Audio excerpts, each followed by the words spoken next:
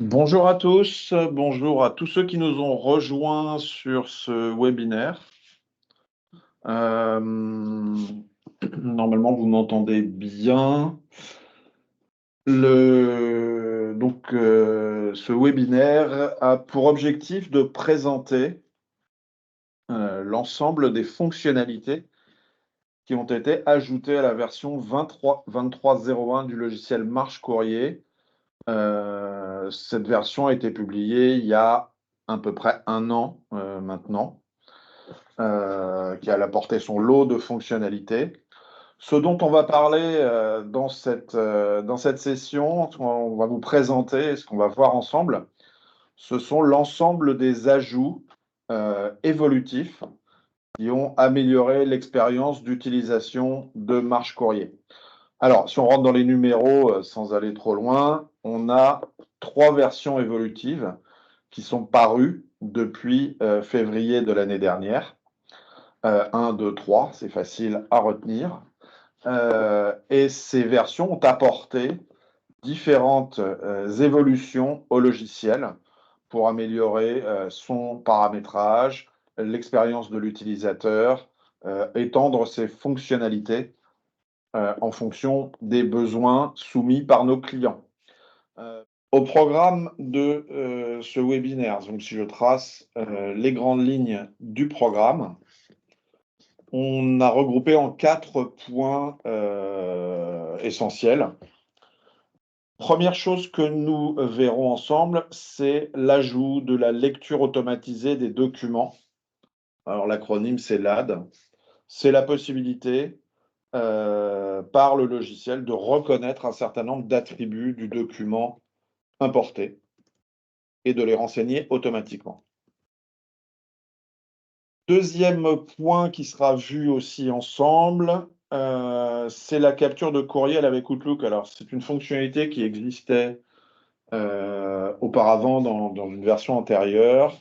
Aujourd'hui, ce qu'on va vous montrer simplement, c'est l'authentification forte Exchange Web Service, donc qui permet à un utilisateur donc d'interfacer son logiciel Outlook avec son instance de Marche Courrier, son compte. Voilà, ça c'est pratique. Dans un troisième point, on reviendra sur plusieurs améliorations, plusieurs fonctionnalités qui sont liées à l'administration. Donc, en tant qu'administrateur fonctionnel, la possibilité de faire des réglages fins ou d'ouvrir des droits ou de fermer des droits qui sont apparus dans ces versions successives de la 23.01. Alors, il y a des thématiques assez différentes, vous verrez. Enfin, en point 4, dernier chapitre, nous verrons les nouveautés pour les utilisateurs. Donc, c'est les utilisateurs au quotidien de l'application. Nous verrons les nouveautés apportées par ces versions-là et qui impactent directement les utilisateurs. Donc, on a deux notions, le paramétrage, l'administration fonctionnelle, de l'autre côté, au niveau de l'utilisateur. Donc, on va parler d'expérience utilisateur, on va parler d'interface, de choses assez différentes. Voilà pour le programme. C'est la lecture automatisée des documents. Cette lecture, il y a deux volets. Évidemment, le volet utilisateur, bien sûr, c'est le fait de reconnaître des attributs.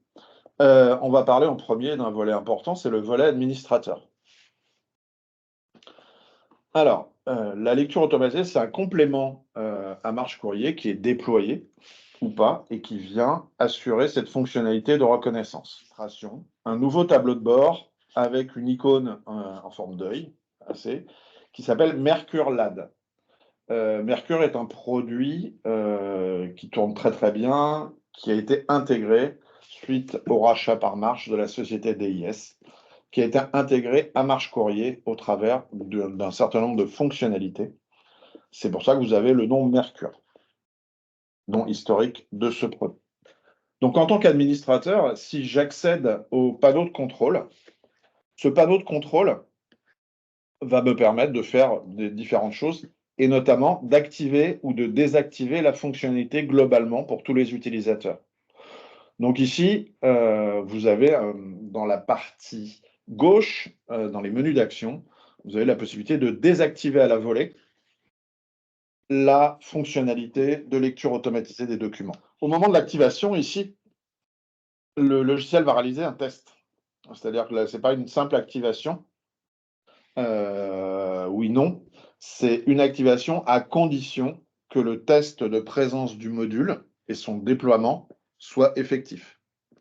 Donc si le module ne s'active pas, c'est qu'il y a un déploiement manquant ou des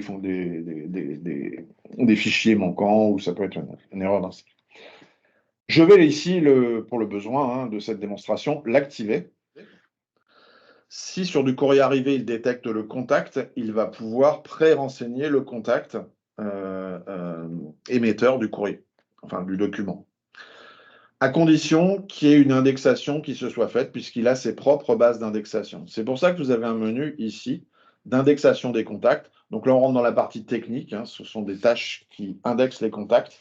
Donc la base marche courrier, l'ensemble des contacts de marche courrier sont répliqués dans une base annexe, indexée, pour que le moteur puisse les trouver facilement et les comparer. Alors il y a toute une algorithmie pour retrouver, pour être sûr qu'il s'agit du bon contact. Plus il y a d'informations, plus c'est pertinent.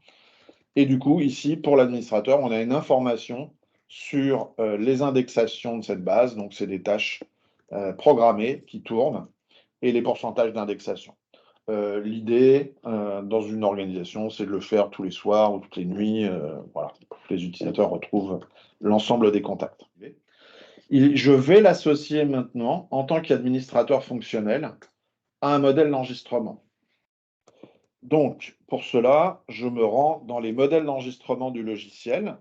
Les modèles, je vous rappelle, sont les formulaires qui vont correspondre aux usages par rapport à une indexation de documents entrants.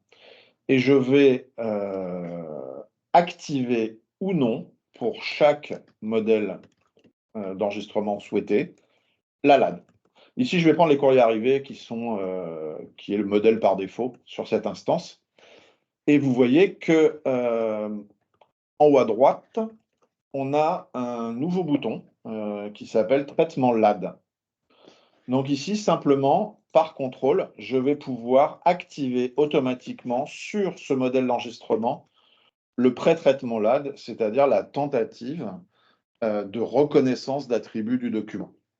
Donc je vais pour cela indexer un courrier arrivé par défaut. Moi, c'est mon modèle par défaut ici, c'est un courrier arrivé. Et pour cela, je vais importer un document sur mon poste. Alors ici, j'ai pas mal de documents.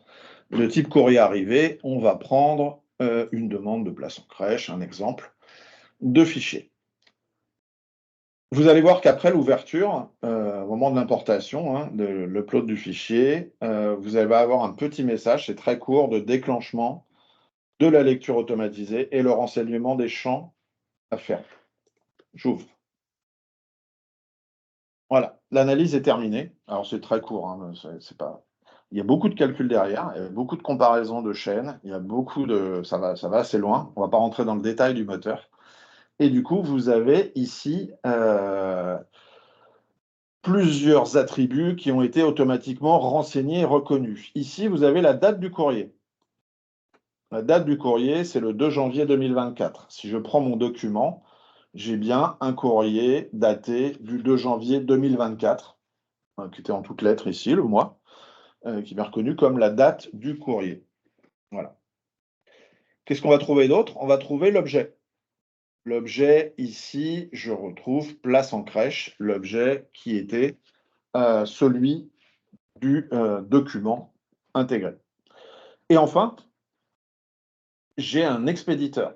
Donc ici, mon expéditeur, c'est un expéditeur pour le cas de la démonstration, pour l'exercice, qui s'appelle Martin Donald Pell. On peut retrouver d'ailleurs dans les jeux de démonstration.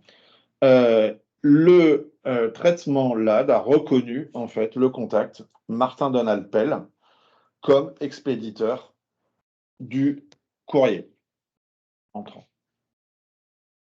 Ça n'empêche pas l'utilisateur qui a toute l'attitude et la main sur l'indexation, hein, bien sûr. C'est du pré-renseignement de formulaire.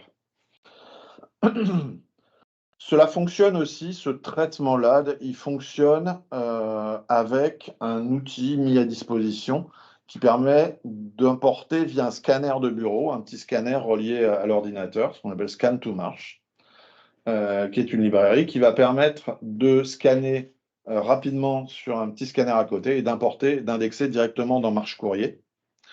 Et donc là, la LAD va jouer aussi sur cette importation directe par scanner. Deux cas, indexation, le direct, ce que j'ai fait là, ou en provenance d'un scanner de bureau que j'aurais branché à côté de mon poste. Par rapport à ce premier chapitre de traitement LAD, est-ce que, Cynthia, il y aurait des questions, des remarques? Sinon, on peut ouvrir les micros. Oui, on a une question qui est si on a une version antérieure de ce module, comment l'ajouter? Une version antérieure de ce module. Oui. Je peux désactiver le micro de la personne si tu veux. Oui, je veux bien. Alors, tac.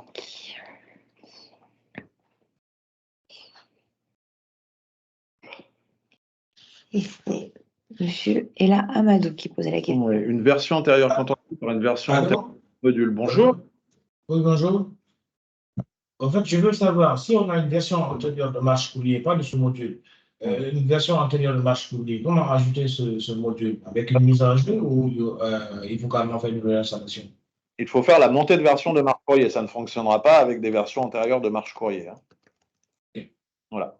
Donc ça, c'est des implémentations évolutives qui arrivent avec les versions successives du logiciel.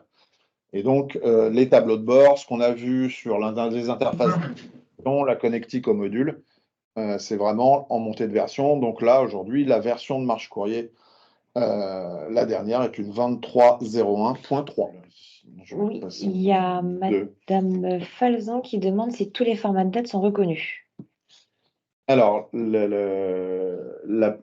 l'ensemble des formats de date sont reconnus, donc en toutes lettres ou en chiffres, simplement, comme une date, hein, jour, mois, année.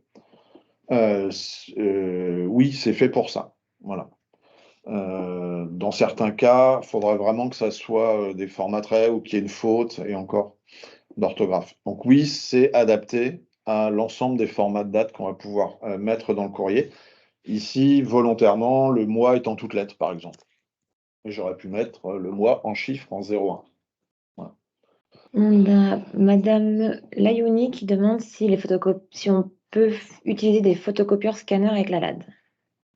Alors, là, on était dans l'exemple de Marche Courrier dans lequel j'ai parlé d'un scanner de bureau relié à son poste via Scan to Marche. Après, la possibilité d'utiliser la LAD viendra des outils de capture du courrier. Donc là, on n'est plus dans la sphère Marche Courrier, on est dans des outils en amont, par exemple Marche Capture, qui vont faire des appels moteurs pour reconnaître certains attributs. Mais effectivement, on est en dehors. Donc oui, c'est possible d'utiliser de tels moteurs, notamment Mercure, mais on n'est plus dans le cadre courrier puisque l'information qui sera remontée, elle aura été reconnue en amont. J'ai Madame Robert Besson qui demande est-ce que les expéditeurs lus par la LAD sont mis en corrélation avec la base de données Marche et donc remis en forme selon nos habitudes? Alors, le point important, c'est une question importante. Le contact n'est reconnu que s'il est présent dans la base des contacts, préalablement dans la base de contact. Le logiciel ne crée pas de contact. Donc, pour reconnaître en fait l'expéditeur est au préalable un contact déjà enregistré sur l'application, d'où la synchronisation. On va voir. Donc, l'outil ne crée pas en fait de contact à la volée. Voilà. J'espère que ça répond à la question. Donc, il ne touche pas à la mise en forme des données, aux champs, aux attributs du contact. Hein. Monsieur Campin demande s'il y a une gestion des doublons pour les contacts. Alors oui, la gestion des doublons pour les contacts est arrivée depuis un moment dans Marche Courrier. Alors, ce n'est pas l'objet du webinaire, mais on va répondre sur ça. vous avez dans les interfaces de contact une gestion en 23.01 qui est apparue depuis le 21 déjà, hein, cette gestion-là. Une gestion des doublons de contact via l'administration du logiciel. Je vais juste vous montrer l'écran ici pour rappeler un petit rappel. Ici, vous avez une fonctionnalité de gestion des doublons de contact dans le logiciel qui va permettre, en fonction de critères qu'on va indiquer, en fonction de critères qui peuvent être tous les attributs des contacts ou plusieurs cumulés, qui va reconnaître les doublons et donner la possibilité de fusionner, d'ignorer, une fonction très avancée de fusion de contacts et de doublons. Voilà. Parce que non seulement il va évidemment les présenter, mais nous permettre à l'administrateur de faire la fusion. Imaginons que j'ai quatre fiches contacts qui concernent la même personne. Le logiciel va me permettre de fusionner les données dans la fiche que je vais lui déterminer et de rattacher les courriers au beau contact, du coup, puisqu'il ne suffirait pas de les supprimer ou de les consolider. Donc, il va consolider le contact cible et affecter les courriers au nouveau contact issu de la fusion. Alors, l'écriture manuscrite, non. Il n'y a pas d'algorithme de reconnaissance d'écriture manuscrite. Voilà. Non. Normalement, Madame Moulin, vous pouvez prendre la Oui, parole. en ce qui si vous concerne voulez. l'entête. Bonjour, excusez-moi, Bonjour. j'avais laissé mon micro fermé. Oui, ma question c'était que on reçoit des courriers avec des en-têtes un peu différentes ou des enseignes ou des choses différentes en haut du courrier. Est-ce que le lab va savoir quel est le destinataire qui nous écrit? Je veux dire, il va être assez intelligent pour nous. Tout à fait. C'est pour ça que volontairement, je ne suis pas rentré dans l'algorithmie et dans toutes les détections. Il y a plusieurs passes différentes. Et il va être intelligent, et assez intelligent, pardon, entre guillemets, pour reconnaître qu'il s'agit bien, s'il y a quelque part un nom d'organisation, hein, parce que là, on était sur la démonstration sur une personne. Pour une organisation, c'est pareil, hein, puisque vous avez le nom dans votre base. Et si elle est suivie de son adresse, etc., donc il va reconnaître, quel que soit l'emplacement, un expéditeur. Voilà, donc ça peut être dans un en-tête, généralement on va trouver dans l'en-tête ou autre, mais oui, tout à fait, l'objectif est pour ça. Pardon, J'ai Cynthia. une dernière question de Madame Régnier qui demande si on peut faire des propositions de contact avec la LAD. La LAD peut faire des propositions de contact. Des propositions de contact, non, pas dans cette version. Puisqu'elle va s'appuyer vraiment sur la base contact de marche courrier. Donc en fait, elle va lire le document, découper en fait tout ce qui est partie texte. Ça s'appuie sur la couche texte, hein. S'il n'y a pas de couche texte, alors je rentre un peu dans la technique, mais si le PDF, par exemple, ça va être du PDF, n'a pas de couche texte, la LAD est capable d'extraire la couche texte du document. Donc de faire de l'OCR pour ceux qui connaissent, puisqu'elle va s'appuyer sur le texte, elle va appuyer sur le contexte, elle va découper, enfin il y a toute une mécanique de découpage du texte, de contexte pour reconnaître ou pas si c'est une adresse, une date, la date du courrier, l'objet, voilà. Donc, la partie plugin, alors plugin qui avait fait son apparition, Microsoft a fait beaucoup de changements qui vont tous vers beaucoup plus de sécurité. Donc on a été amené à adapter et à rendre ce module fonctionnel en fonction des critères de sécurité, puisque ce module est censé accéder aux boîtes aux lettres de l'utilisateur. Voilà. Je reçois un nouveau mail. Merci Cynthia.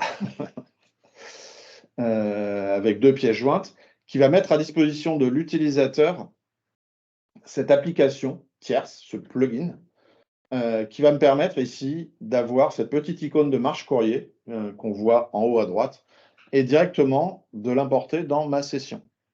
Voilà. Donc si je clique dessus, ici, le plugin a découpé les informations, me présente les informations du courriel, les a découpées, me demande de valider, puisque voilà, il a détecté la présence de pièces jointes, les objets, les destinataires, enfin tout un tas de données, et simplement la petite icône avion va me permettre de transmettre ce document, donc qui est un mail avec des pièces jointes, des documents, dans Marche Courrier Directeur, dans ma session, afin que je l'instruise. Donc là, j'ai une banette de contrôle qui me dit que je viens de rentrer cette demande qui m'est arrivée directement avec ces pièces jointes. Voilà, puisqu'il y avait 2 pièces jointes, si vous vous rappelez, dans le courriel. Donc là, on retrouve, techniquement, c'est terminé, on retrouve l'action fonctionnelle, c'est-à-dire le traitement ici du courrier. Alors, pour les besoins ici, on va envoyer en traitement. Je peux toucher encore, enfin, modifier les métadonnées, rajouter des documents. Enfin, alors, on est en instruction classique, hein, sauf que c'est un courriel. Et l'envoyer en traitement, ici, par exemple, j'ai branché sur cette banette de contrôle des courriels que j'importe comme ça à la volée, le fait de pouvoir le dispatcher vers des services ou vers d'autres services. On pourrait imaginer du traitement direct ou des tas d'autres actions dessus, hein. Ici, c'est de dire je l'envoie à l'instruction, j'ai apporté mes modifications et je l'envoie à l'instruction. Voilà. C'est dans le profil de chaque utilisateur, on va lui demander un jeton. On ne va pas lui demander un mot de passe, on va rien lui demander, c'est un jeton d'accès qui va être généré et donc qui va avoir une date de validité, qui va permettre à l'utilisateur de copier au moment où il veut se servir de la fonctionnalité, de copier ce jeton qui est personnel dans sa session Outlook de 365. Donc là, on parlait d'authentification forte, on est par jeton d'authentification, donc au niveau de chaque utilisateur. Donc c'est vraiment un usage personnel par rapport à une session de l'utilisateur ici Nancy Nathalie. Dans ces nouvelles fonctionnalités, on va avoir plusieurs choses. On reste juste dans un périmètre administrateur, c'est ça qui relie en fait entre elles ces ajouts fonctionnels. Premier ajout, donc là effectivement c'est l'administrateur, hein. Ici c'est un administrateur global. Premier ajout, on a des nouveaux privilèges de groupe plus fins. Alors, c'est la reprise de privilèges qui existait, mais affinée au niveau de la modification de l'édition possible de documents. Donc, ça se passe au niveau des groupes. On va prendre un groupe utilisateur, par exemple ici. Voilà. On va prendre les privilèges, et dans les privilèges, on a des fonctionnalités. Et ces versions se sont enrichies ici pour ce qui est des droits sur à la fois les courriers, quand on entend courrier ici, c'est document principal, et les pièces jointes de permissions d'accès différentes attachées à un groupe fonctionnel. Ici, par exemple, pour les courriers, vous avez 3 niveaux. La visualisation seulement, donc la possibilité de modifier, ou troisième possibilité, qui répondait à un besoin fonctionnel, le fait de ne pouvoir modifier que si la pièce ou le courrier n'est pas dans un circuit de visa en cours. Voilà. Ça répondait à un besoin de fonctionnel. J'ai transmis un certain nombre de documents en circuit de visa signature. À ce moment-là, la modification n'est pas possible puisque je suis dans un circuit de visa. Voilà. Et je vais retrouver la modification possible si j'ai, une fois que ça sort. Si j'ai modification. Donc il y a 3 niveaux, hein, ce sont des permissions d'accès à la modification du courrier, hein, du document principal, avec 3 niveaux. On va retrouver la même fonctionnalité pour les pièces jointes, hein, puisque Marche Courrier fait le distinguo entre le courrier, donc ce que je reçois, ce que j'émets, la partie document principal, de la partie pièces jointes. Pièces jointes, c'est traditionnellement le projet de réponse, les annexes, tout ce que je mets en pièce jointe. Et là, on va retrouver des niveaux d'accès un peu plus fournis. On va retrouver la visualisation seule, la possibilité de modifier, la modification et la suppression, la possibilité de supprimer. On va retrouver la possibilité de modifier, sauf si c'est dans un circuit de visa en cours. Voilà. Voilà. Et la modification et suppression, sauf si c'est en circuit de visa, puisqu'on pourra trouver la suppression. Donc ces droits, c'est des droits en fait fins d'accès à l'édition, à la modification de pièces, qui ne s'appliquent pas au propriétaire du document. Alors, ce qu'on appelle le propriétaire de document, c'est la personne qui a créer le projet de réponse, importer le document. Donc, c'est l'agent qui a été à l'origine de le fait de mettre la pièce dans Marche Courrier. Voilà, ce qu'on appelle le propriétaire, hein, c'est le premier. Donc, ces permissions ne s'appliquent pas au propriétaire lui-même, sauf en circuit de visa. Alors, rassurez-vous, un point très très important, quand vous faites, pour ceux qui ne seraient pas sur ces versions-là, quand vous faites la migration, quand vous faites la mise à jour du logiciel, on ne touche pas au réglage avant. C'est-à-dire qu'on est compatible, ça ne change rien pour les utilisateurs. On augmente le potentiel de l'application, mais on ne change pas le comportement.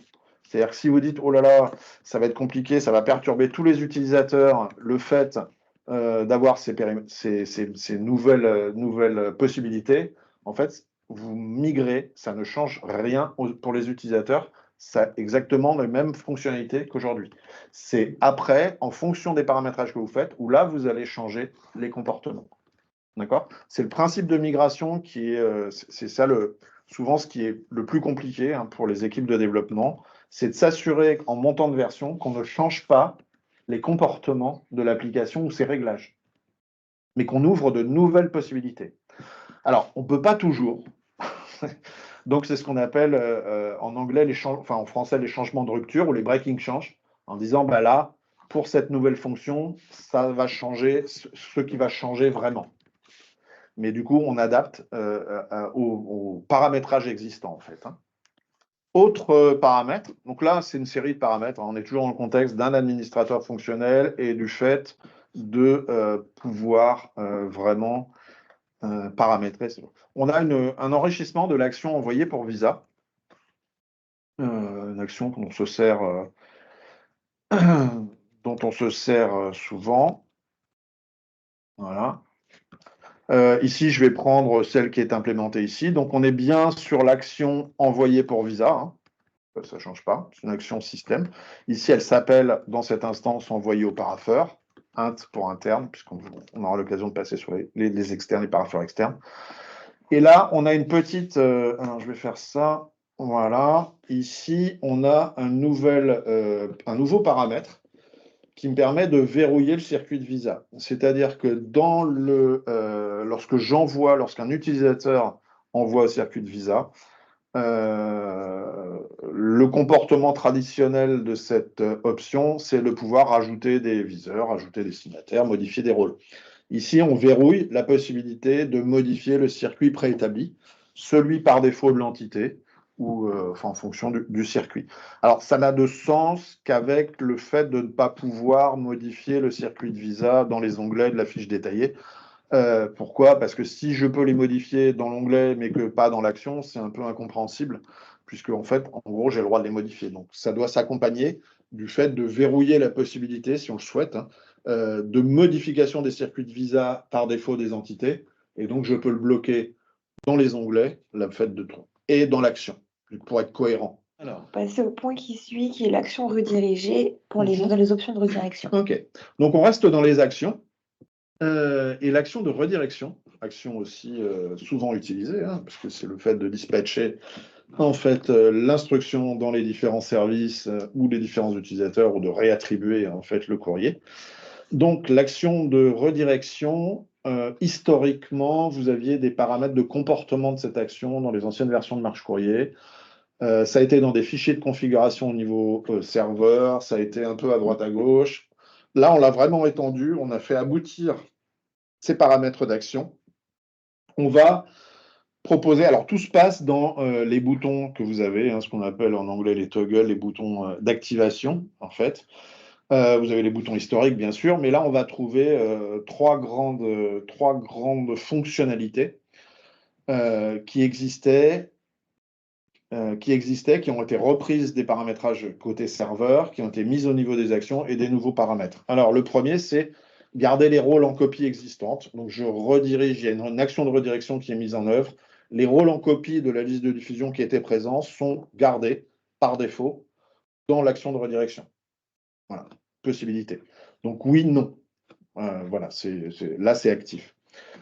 Autre paramètre de cette action de redirection, c'est la possibilité de mettre en copie l'attributaire actuel. Un courrier est attribué à l'utilisateur A, je redirige vers l'utilisateur B. Par défaut, l'application va mettre A en copie.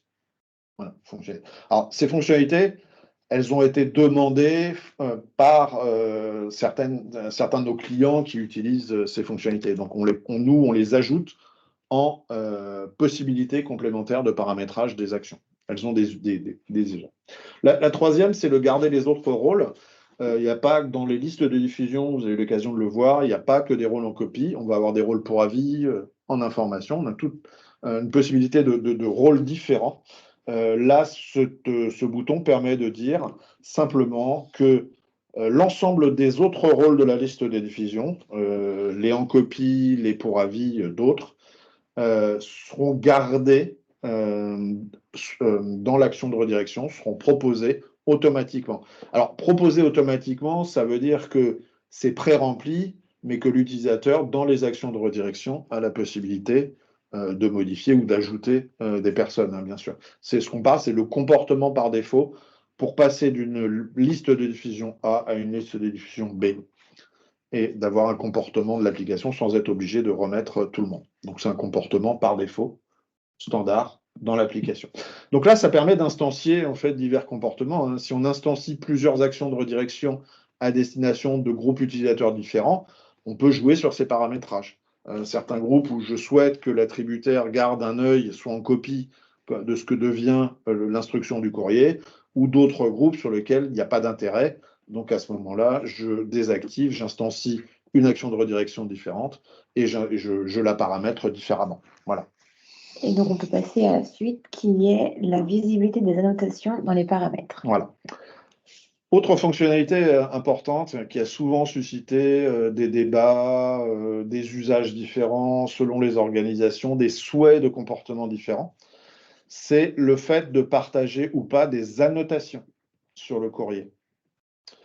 On va le démontrer, on va vous montrer qu'aujourd'hui, on a ouvert, face à de nombreuses demandes, on a ouvert la possibilité de paramétrer le comportement par défaut de la diffusion d'annotations.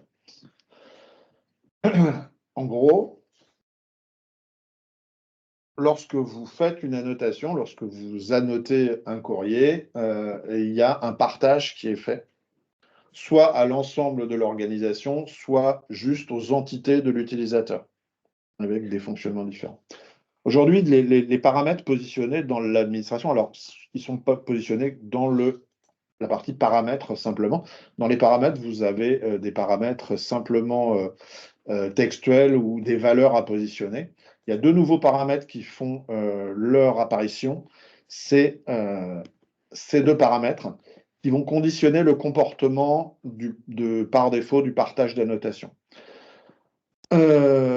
Pourquoi? Parce qu'on va trouver des annotations qu'on va renseigner, je vais vous le montrer en traitement du courrier, hein, dans l'onglet annotation, avec un comportement, et on a des annotations qu'on va trouver dans les actions. C'est-à-dire, je fais une action de redirection, je fais une action de confirmation, on va trouver la possibilité de mettre une annotation.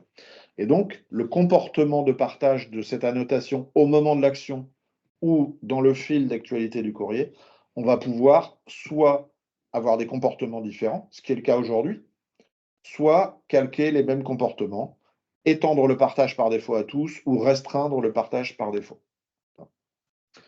Je ne sais pas si c'est très clair, parce que souvent, c'est une notion un peu complexe. On va le mettre en image.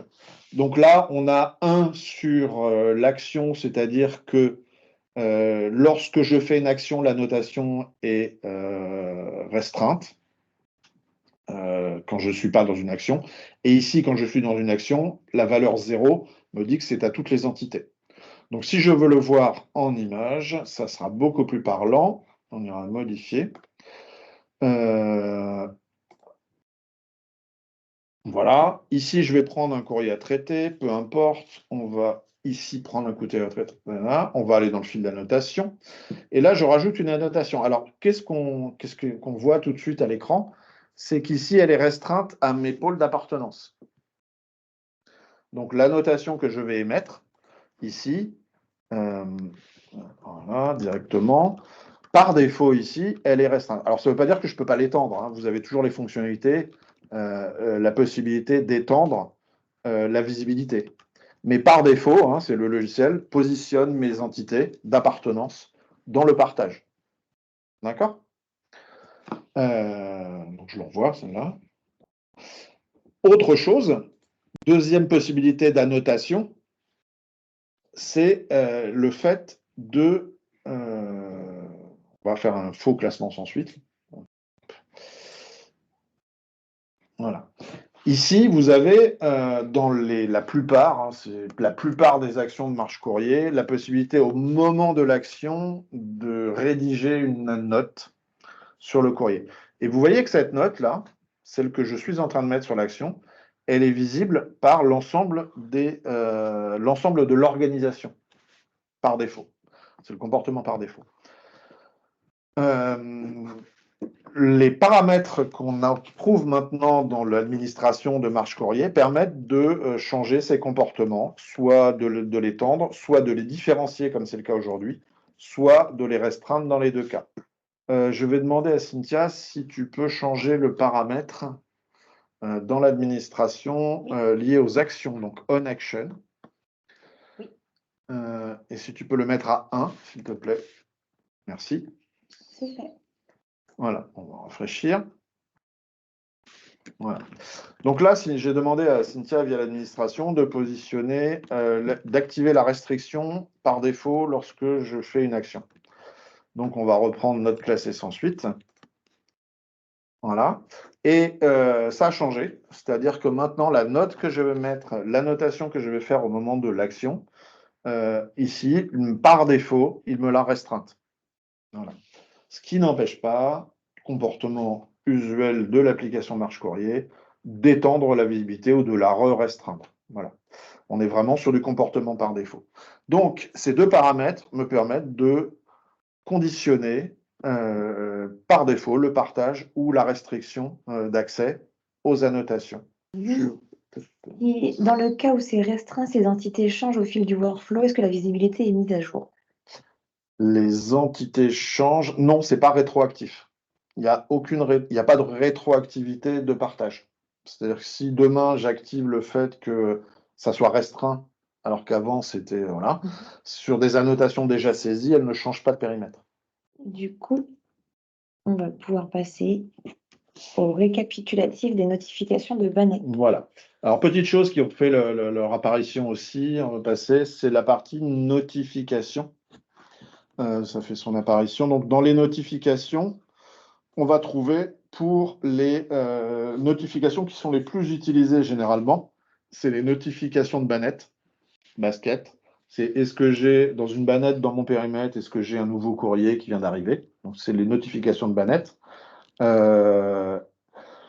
Est-ce que, donc pour ces notifications de bannette, souvent, alors je ne suis pas dans paramètres, je suis dans notification, voilà. Est-ce la possibilité à l'administrateur d'activer ici un récapitulatif? C'est-à-dire que c'est un peu comme un digest que vous recevrez d'un forum, autre chose comme ça, c'est voilà ce qui s'est passé. Et bien c'est pareil ici, c'est de dire, vous recevez un rythme défini par la notification, un récapitulatif et non plus un courrier par bannette impacté à des heures.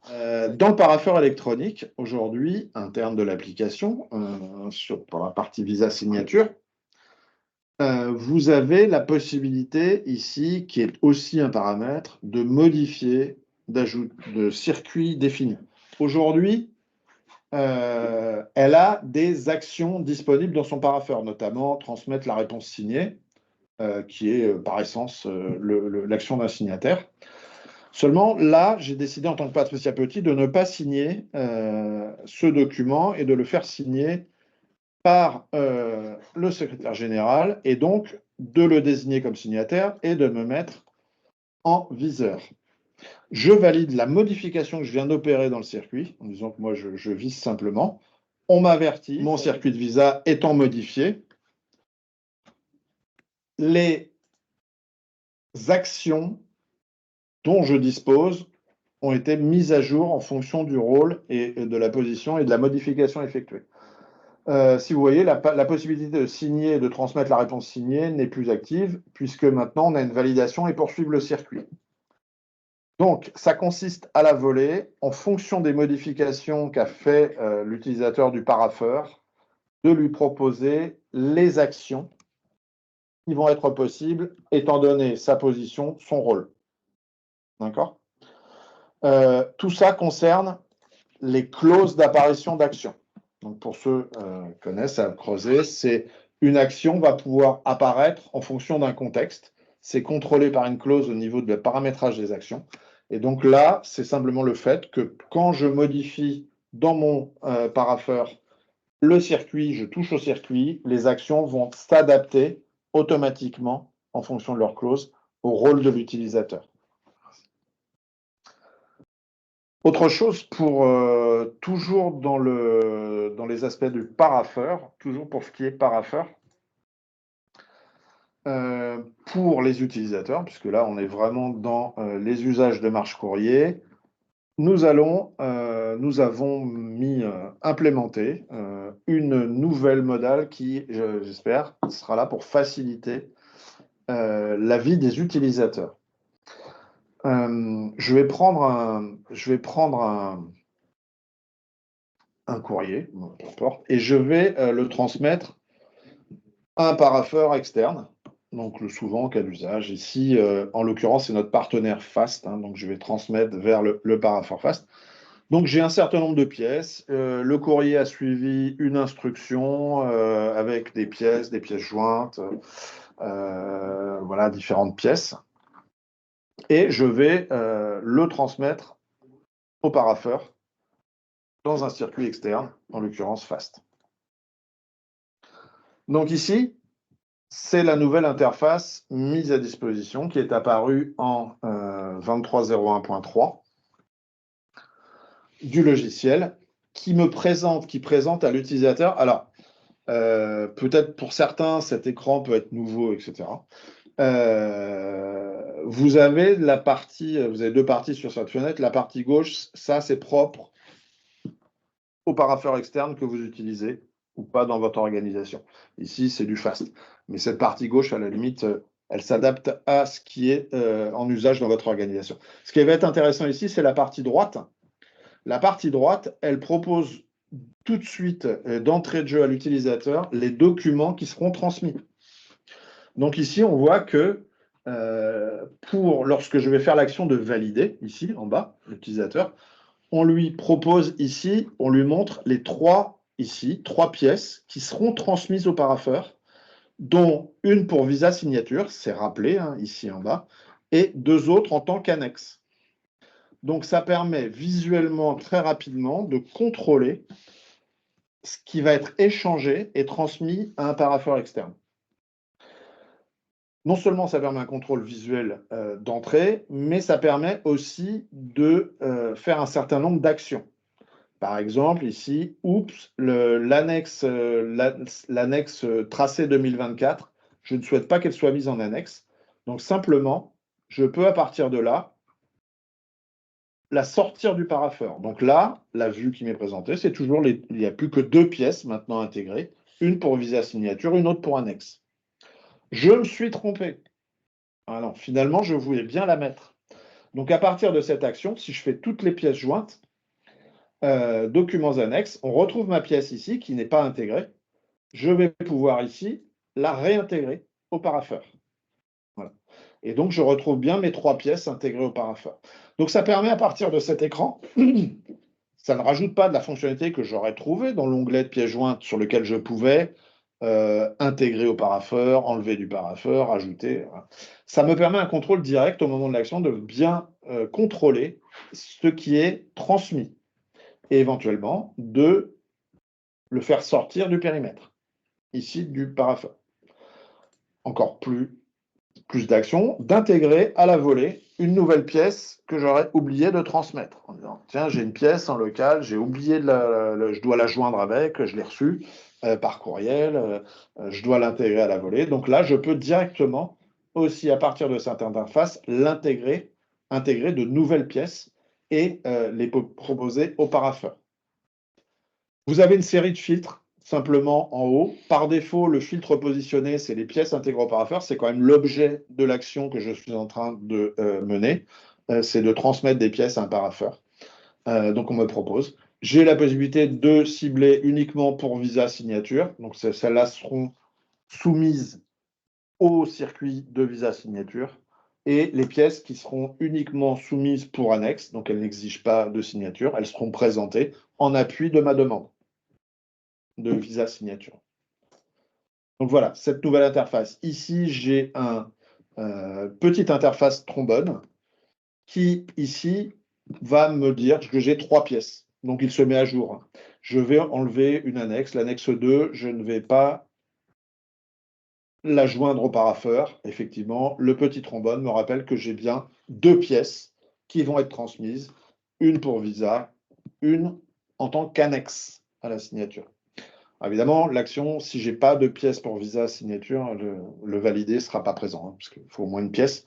Du coup, ça permet un contrôle très, très visuel et très facile au moment de l'envoi de contrôler ce qui est transmis et contrôler aussi l'attendu pour chaque pièce. Je souhaite une signature ou c'est juste de l'information transmise. Il y a M. Campin qui dit les annexes apparaissent en pièce jointe si elles ne sont pas assignées. Alors, si elles ont été intégrées au parapheur. Donc, oui, elles sont jointes uniquement si l'utilisateur a positionné le fait qu'elles soient intégrées au parapheur. Si je prends une annexe ici, elle est intégrée au parapheur. Alors, intégrée au parapheur ne veut pas dire assignée. Intégrée au parapheur veut dire jointe ici en annexe. Pourquoi? Parce que ce qui conditionne le fait que ce soit assigné, avisé, c'est le type de pièce jointe. Donc, dans l'administration des types de pièces jointes, vous avez pour chaque type de pièce jointe, par exemple ici j'ai un projet de réponse, on a positionné le fait que ce sont des pièces signables, elles ont le caractère signable. Donc, du coup, quand elles vont être intégrées au parapheur, on va demander le visa signature. Alors que l'annexe du dessous, l'annexe, ici, c'est un type de pièce jointe qui s'appelle document annexe. Elle aurait pu s'appeler autrement. Hein. Et donc, ce type n'étant pas signable, si je l'intègre au parapheur, elle sera bien intégrée, elles seront bien envoyées en tant qu'annexe, mais pas pour une demande. Si je voulais qu'elle soit signée, j'aurais pu. Je vais la modifier et je vais changer son type. Je vais dire, bah non, c'est pas ce type-là, c'est un type, voilà. Je vais changer son type et du coup, elle va reprendre un caractère comme quoi elle devrait être soumise à signature, enfin à visa signature. Donc, c'est vraiment le type qui conditionne le comportement entre les types signables et les types non signables. Et je peux le changer à la volée. Si je prends une annexe, hein, ici, on va le faire. Mon annexe ici, elle est de type document annexe. Voilà. Elle est de type ici. Ici, moi, je peux lui donner un caractère où je demande un visa signature en changeant son type. Voilà. Les types sont entièrement paramétrables. Hein. Là, c'est des types, pour ceux qui ont l'habitude, dans la typologie de pièces jointes, l'administrateur fonctionnel va paramétrer autant de types qu'il souhaite avec des caractères différents ou pas. C'est totalement dynamique. Ici, c'est mon jeu de démonstration qui a 3 types. Monsieur Campin veut une précision. Il a demandé si on fait une réponse à un courrier entrant, on peut mettre le courrier arrivé en annexe pour que l'élu voit la demande liée au courrier qu'il va signer. Alors là, l'annexe, le courrier arrivé est toujours transmis en annexe. Ce que je n'ai pas montré dans mon dialogue. C'est que lorsqu'on joue un cas d'usage d'un courrier arrivé et donc qu'on a instruit avec des projets de réponse et autres, il est positionné en annexe. Voilà, s'il est courrier arrivé. En fait, techniquement, on va l'appeler le document principal d'un courrier arrivé. En gros, le courrier qui a été scanné ou qui vient d'une chaîne de numérisation, d'une chaîne d'acquisition. Lui, il est mis en annexe. Okay. Voilà. Mais effectivement, comme c'est par défaut, c'est le comportement normal, l'utilisateur n'a pas de contrôle dessus pour dire je ne le veux pas ou je le veux, parce que c'est le cas d'usage standard. D'accord? Okay. Voilà, on est dans le courrier arrivé, document principal. On va trouver aussi la fiche de liaison dans certains parapheurs. On joint la fiche de liaison en annexe. Et donc là, il n'y a pas possibilité de contrôle par l'utilisateur de dire je veux ou pas joindre la fiche. On va la joindre, nous, systématiquement pour avoir le contexte du courrier en fonction des parapheurs. Par exemple, pour FAST, c'est le cas. FAST parapheur, on joint la fiche de liaison en tant qu'annexe au courrier. Ok. Ce qui a fait son apparition aussi dans ces versions évolutives de marche courrier, concerne l'envoi au parapheur externe aussi. Voilà. Donc, je vais rejouer cette action. Et la possibilité, alors uniquement aujourd'hui avec Fast parapheur, donc de doc à poste, la possibilité ici dans un circuit, donc je retrouve mon action d'envoi à circuit, de joindre un utilisateur externe. Alors l'utilisateur externe va avoir un intérêt, c'est de dire je souhaite, par exemple, un contrat, une proposition, d'adresser en fait un utilisateur qui n'est pas dans l'organisation et de lui demander une signature via la mécanique de mot de passe à usage unique. Alors nous, on appelle OTP, mais on prend l'anglicisme, c'est One Time Password. Donc le fait qu'il appose une signature via un prestataire. Donc aujourd'hui, Fast est en mesure d'adresser ce type de demande. Donc ici, on voit que dans mon circuit, j'ai un utilisateur interne, c'est Patricia Petit, elle est signataire, elle fait partie de l'organisation, il n'y a pas de souci.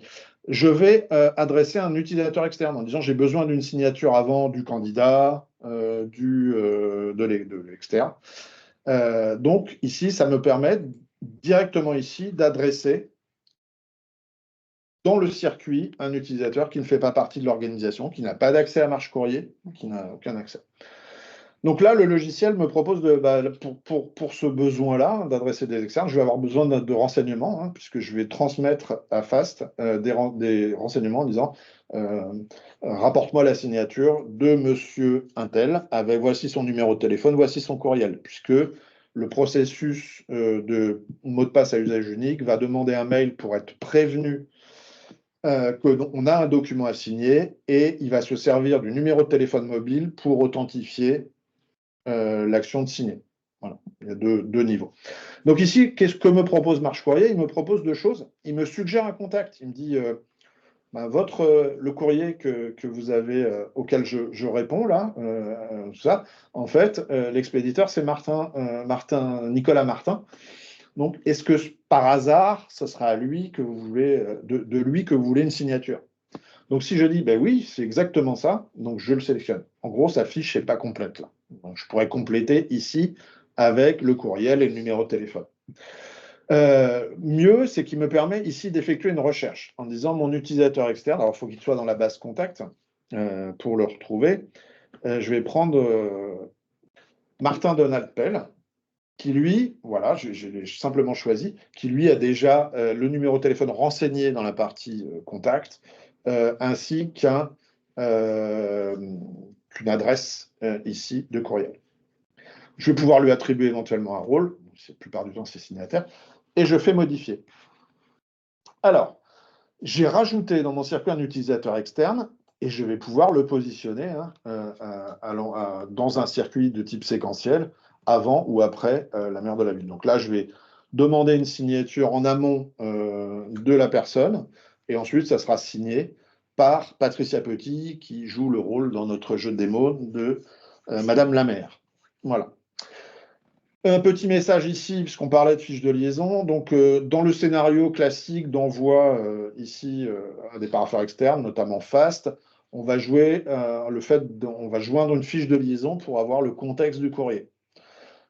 Ici, on va me prévenir simplement que comme j'ai dans mon circuit un utilisateur externe, il m'informe que la fiche de liaison ne sera pas jointe en annexe. Pourquoi? Parce qu'on n'aimerait pas que tout le monde voit éventuellement les annotations, des informations sensibles, enfin, tout ce qu'on peut avoir dans une fiche de liaison. On a des externes, donc le logiciel bloque l'annexe de fiche de liaison. Et là, j'ai plus qu'à envoyer. Voilà. Si on veut être un peu exhaustif, on va passer sur des choses un peu plus annexes, mais il faut en parler. On est toujours du côté utilisateur. Donc, pour l'expérience envers l'utilisateur. Donc, si vous aviez la possibilité, tout le monde connaît, de suivre les courriers, donc c'est la fameuse étoile qui va permettre d'avoir une bannette virtuelle de courrier suivi. On a implémenté la possibilité ici, alors je ne vais pas le suivre, on va le faire comme ça, de prendre, de sélectionner en fait à partir d'une bannette un certain nombre de courriers et de suivre en masse. Voilà. Évidemment, on a le pendant de cette fonctionnalité, je sélectionne.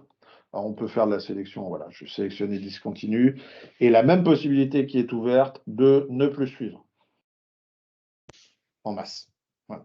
Les courriers sélectionnés, parce que j'applique à une sélection. Et le dernier point, c'est la déconnexion après temps d'inactivité. D'accord. Donc, je vais répondre à une question qui hante tous les esprits. C'est pourquoi j'avais un message qui me demandait, quand je suis inactif, qui me propose de me déconnecter. Alors, c'est un peu voulu. C'est que j'ai demandé à nos intégrateurs de mettre un temps très court. Alors, pour des raisons de sécurité, en gros, quand on utilise une authentification interne marche courrier, donc compte d'utilisateur, mot de passe, la personne est dérangée, elle quitte son poste, ne se déconnecte pas, donc on a implémenté la déconnexion automatique, du poste avec un délai qui est lui paramétré côté implémentation, côté serveur.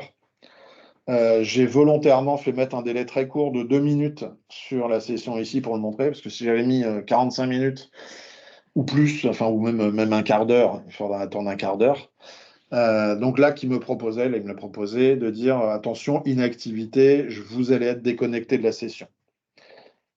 Alors, ça me permet, vous allez voir, ça va apparaître le temps que je parle. Ça me permet de reprendre la main parce que ce n'était pas le cas. Donc, vous avez un petit bouton non, rester connecté. Ou sinon, je ne suis plus devant mon poste. J'ai été happé en réunion autre part. Donc, la déconnexion, ça va me réafficher en fait l'écran d'authentification de l'application me demandant la saisie de mes mots de passe et de mes identifiants. Voilà. C'est une fonction de sécurité.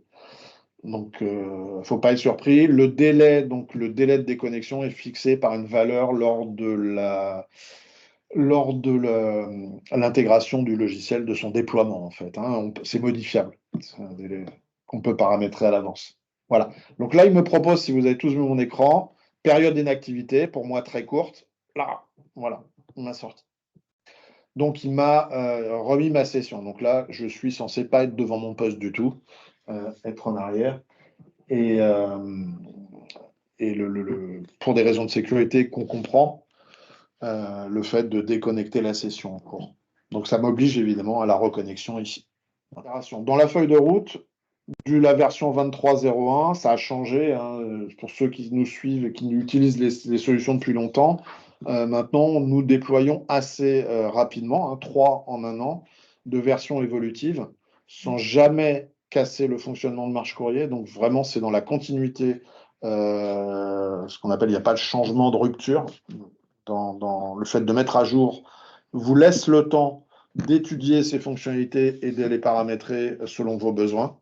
Donc, voilà. Et on a des rythmes effectivement soutenus d'implémentation de fonctionnalités. J'ai une question de Madame Bigot concernant le temps de déconnexion pour savoir comment est-ce que ça se paramètre. Comment ça se paramètre?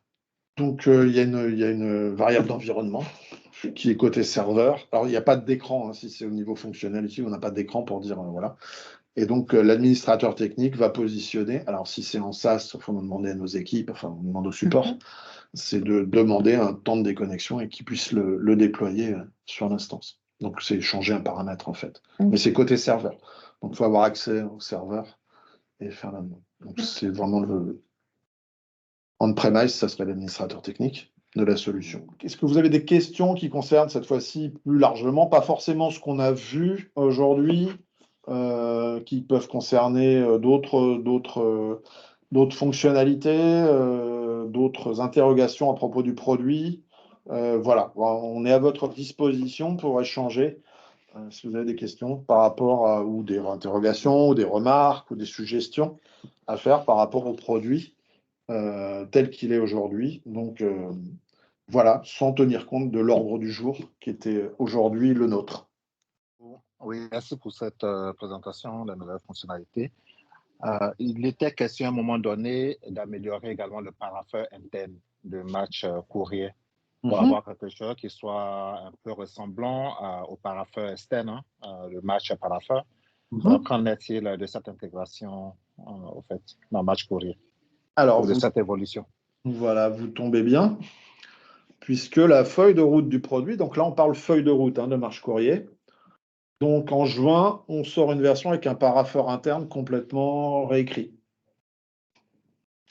Donc ça sera la version 24 de marche courrier, avec un tout nouveau paraffeur électronique interne, donc le paraffeur, et qui implémentera notamment tout ce qui est signature électronique RGS. Voilà. Donc ça, c'est prévu, c'est dans la feuille de route et c'est pour juin de cette année. Donc le cycle de vie du logiciel marche courrier, il tient compte à la fois des fonctionnalités évidemment qu'on implémente, mais aussi de tout l'environnement technique dans lequel il évolue.